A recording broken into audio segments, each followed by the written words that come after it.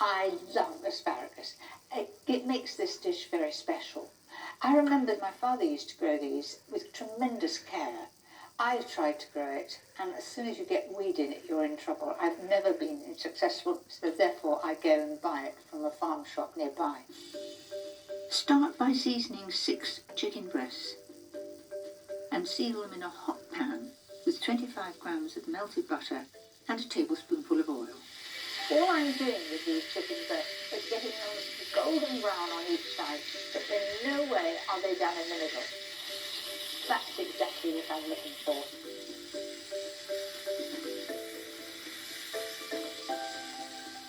When they're golden on the outside, remove them from the pan and start the sauce. I've got these beautiful shallots here, but they are absolute devils to peel. I find it best to put them in boiling water.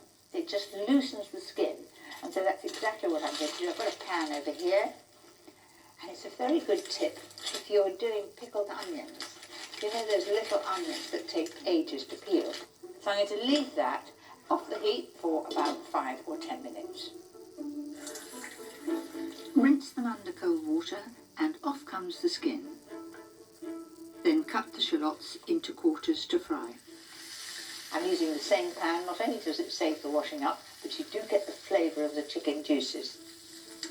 To thicken the sauce, use a heaped tablespoon of plain flour. This is an old-fashioned tablespoon.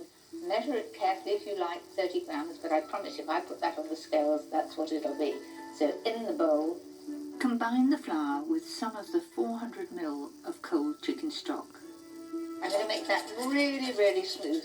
You might think it's a bit like making pasta. Then I'm going to put the remainder of the stock in here, like that, and I'm going to pour that in, stirring all the time, and that will thicken it, which indeed it has. And this is absolutely smooth, as you can see. There's no sign of a little white lump. Add some freshly chopped lemon thyme and the seared chicken breast back to the pan. Now there are some juices on that tin, which I certainly do not want to throw away. That'll all add to the flavour.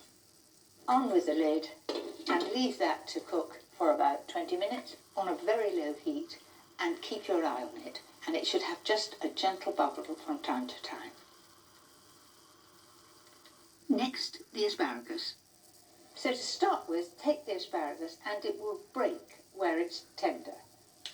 Then they should really give a nice crack. Chop up the stems into thickish slices, nice and evenly, but keep the tips whole for garnish. Add them all to boiling salted water for 2 to 3 minutes. And it's time to check the chicken. To make sure it's cooked, I'm going to look at my portion. Now that to me is perfect. It's still got a spring to it. So let's put that back in the pan. And to finish, squeeze the juice of a lemon into the pan. Add a 200 ml tub of full-fat creme fraiche, and of course, the cooked asparagus stems. Not only will they add flavour, but they'll add colour. So in we go. Finally, add a couple of tablespoonfuls of parsley, just roughly chopped. Looks lovely. Now, ready to serve.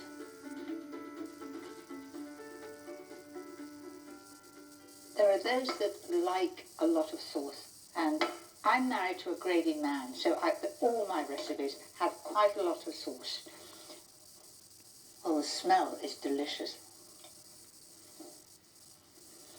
It's a lovely smooth sauce. It's a deep flavour of lemon, and it feels rich. I think that is a great dish to serve on a special occasion, so à table and enjoy it.